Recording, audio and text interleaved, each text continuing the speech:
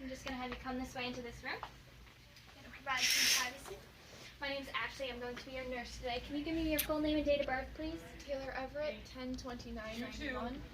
And can you tell me what time your appointment was for today? It was for 2 o'clock. Okay, and what it was for? It was just for physical. Okay.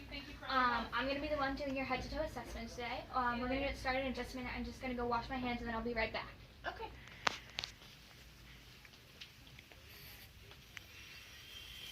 I'm going to use warm water.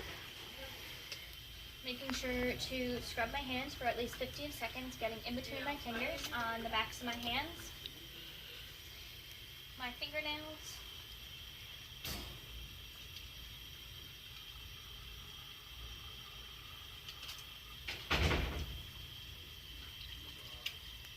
the patient seems alert and oriented ×3. She knows who she is, she knows where she is, and she knows what time her appointment was for.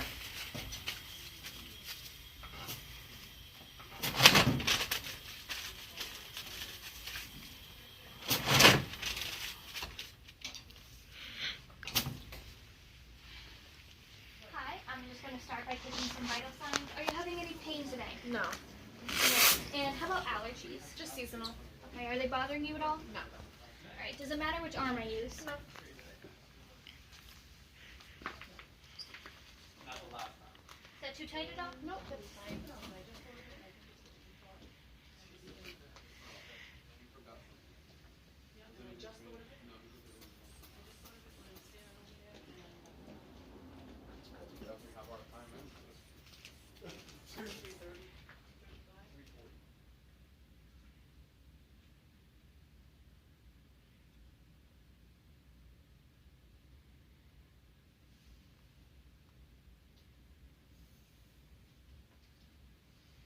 Okay, patient's blood pressure is 106/68.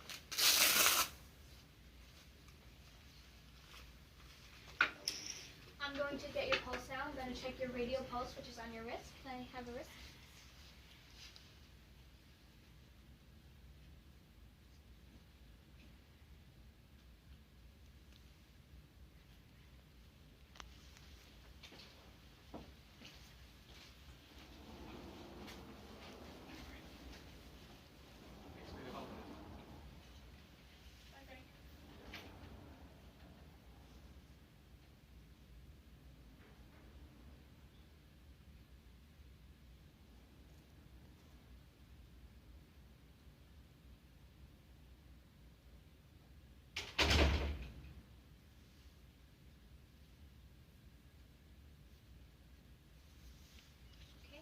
The patient's pulse is 66 and her respirations are at 14. Okay, I'm going to get your temperature now.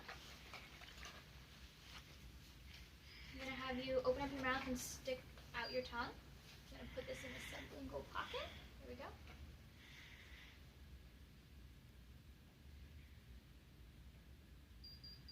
.4. Okay, I'm going to have you come with me and we're going to get your height and weight. You can take your shoes off when we get to the scale.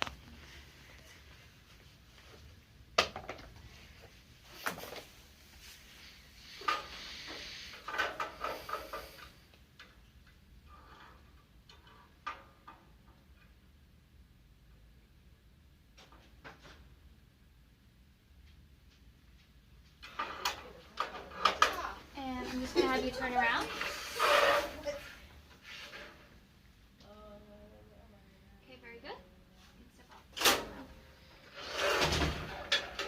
From obtaining the patient's height and weight, I am able to calculate her BMI, which is weight divided by height in inches squared, multiplied by 703.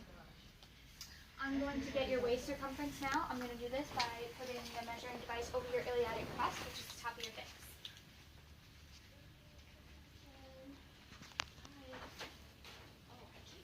Patient's waist circumference is 27. Before we go back to the room, I'm going to do some feet and balance exercises. I'm going to have you walk towards me heel to toe, please.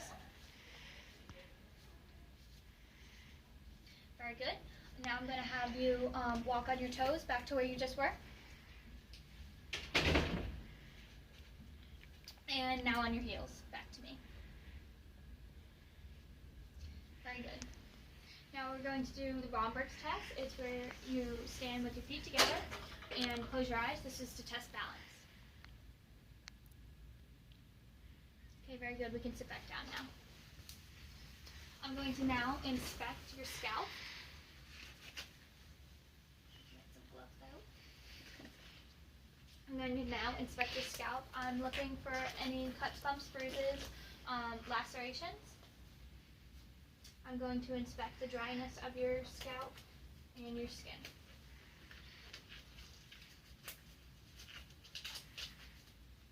Okay, inspecting your scalp, I do not see any visible lacerations or bumps. I'm going to palpate your scalp now. Feel for any bumps, which there is none. The patient's scalp is dry. The patient feels warm, and there is no bumps or lacerations or bruising. Okay, I'm going to now inspect your ears.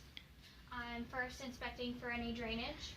Now I'm going to palpate the pinna. I'm going to palpate down, feeling for any bumps or abnormalities, which there are none. If I had an otoscope, I would use it to check your tympanic membrane. For an adult, I would pull the pinna up and back, and for a child, I would pull it down and back to look at the tympanic membrane, which should be pearly and gray and round. Okay, now I'm going to inspect your eyes. I'm going to first inspect the sclera, which is white and moist, which is very good. I'm going to now inspect your pupils, which are round. Is it okay if I pull down your lower lids? Yep. Alright, that is to inspect your conjunctiva. It is to see if it's pink and moist, which it is. Okay, I'm going to now check your pupil constriction. I'm going to do this by shining a light in your eye twice. I'm going to start with your left eye, and then I'm going to move on to your right, okay? Here we go. One, and again, and the other side, okay, and again. Very good. Okay, I'm going to have you look at face forward, but follow the pen with your eyes.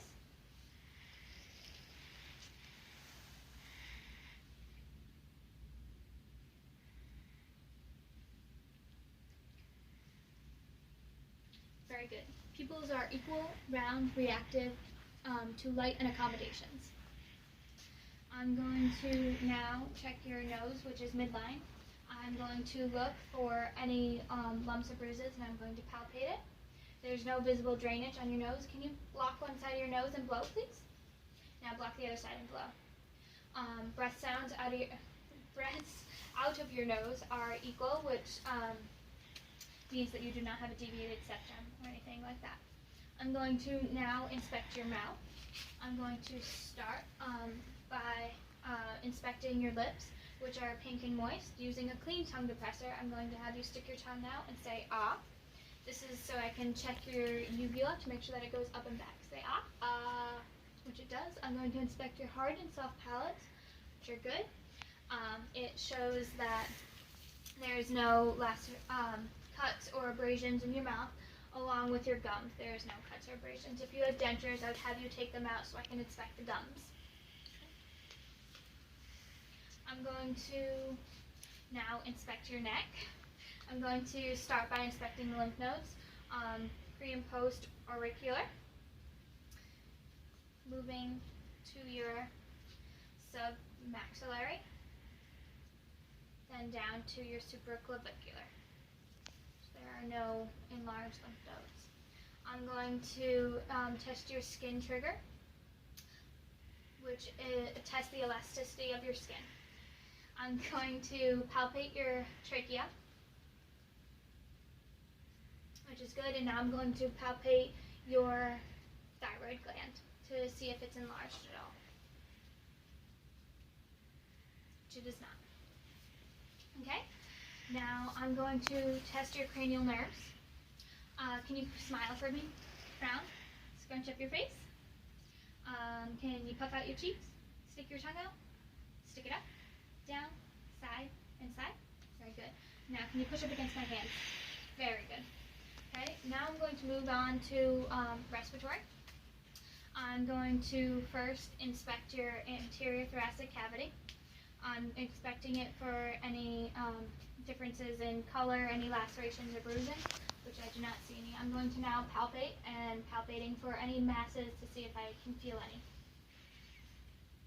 While doing this, I'm going to check tactile fremitus. Can you say 99 for me? 99. This test for equal vibrations. Okay.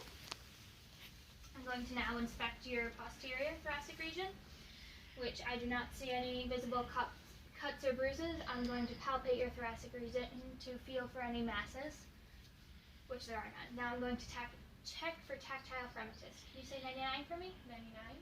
Again? 99. And one more time. 99. Very good. While I'm back here, I'm going to check for thoracic expansion. I'm going to place my fingers in between your T10 and T9 vertebrae. Can you please take a deep breath into your nose and out through your mouth? Very good.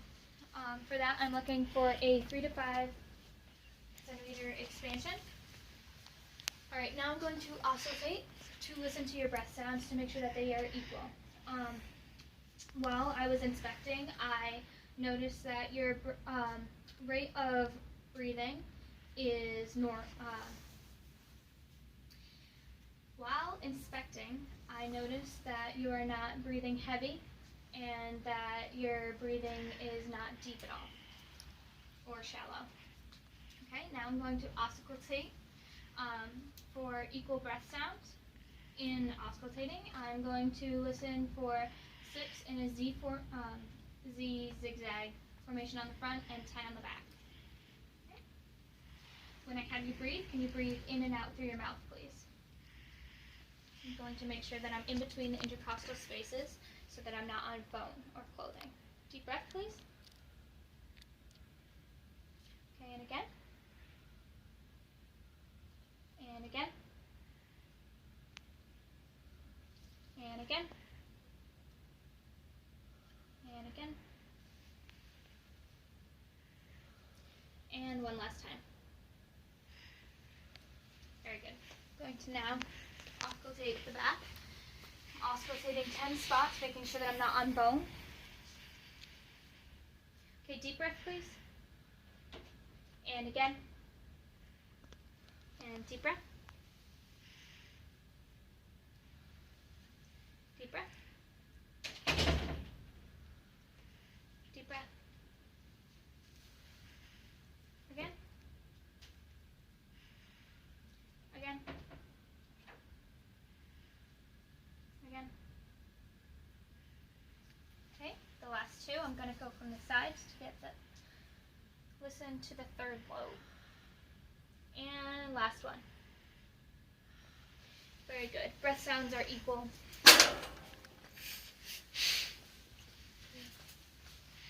Okay.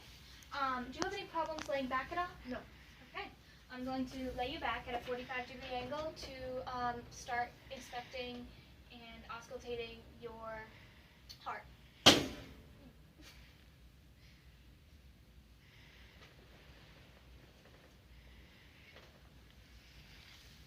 Okay, can you lay all the way back for me, please?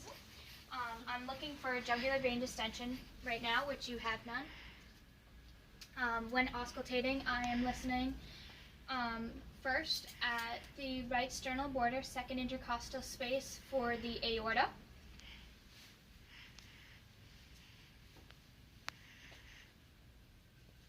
Then on the left sternal border, second intercostal space, pulmonic.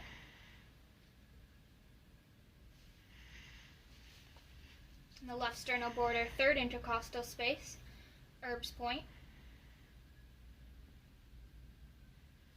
On the left sternal border, fourth intercostal space, tricuspid. I'm just going to lift your shirt up. All right, and then on the fifth intercostal space, mid-clavicular, I'm listening for the mitral, which is at the apex of your heart. Okay, now I'm just going to auscultate with the bell back the same way that I just did. This is to listen for any abnormalities in your heart rhythm and heartbeat. Okay. The fifth intercostal space. Okay. Now at the fourth intercostal space at tricuspid. Now Now the third intercostal space, Erb's point. Now the second intercostal space, pulmonary, pulmonic. And the second intercostal space, right sternal border, aorta. Now while listening with the bell, I'm going to listen to your carotid for any bruise.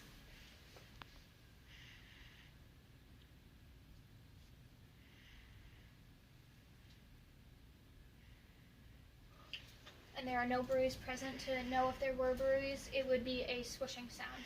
I'm going to now palpate all of your pulses.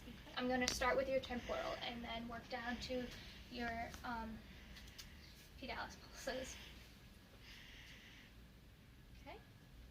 Our pulses are not bounding, they are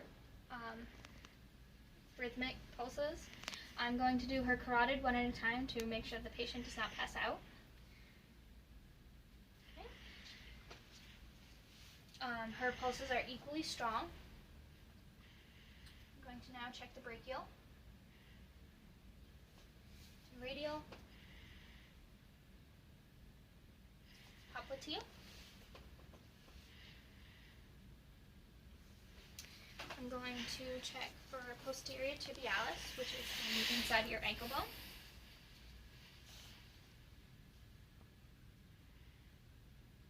And dorsal pedis.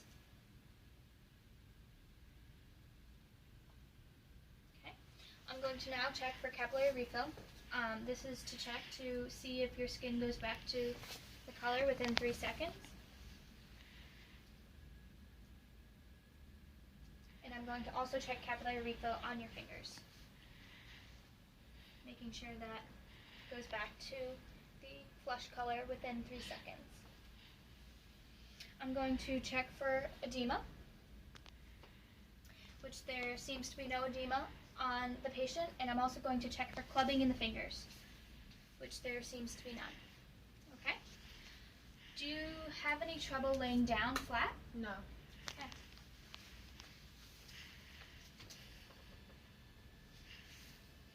Going to now inspect and auscultate the gastrointestinal. I'm going to first auscultate it, so to not form any false bowel sounds. Are you having any nausea, vomiting recently? No. Okay. Just going to pull your shirt up. Sure. Okay, I'm going to auscultate in the 4 quadrants, moving clockwise, listening for 5 to 35 gurgles or swooshes. If I did not hear any, I would listen for 5 minutes in each quadrant, moving clockwise, starting in the lower right quadrant because that is where the bowels are most active.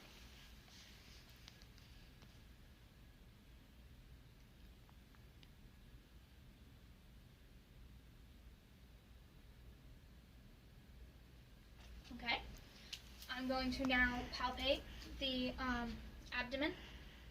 If there's any pain whatsoever, let me know. No. Any pain here? No. How about here? No. Okay. There was no guarding or rebound tenderness indicating that she was telling the truth about the pain.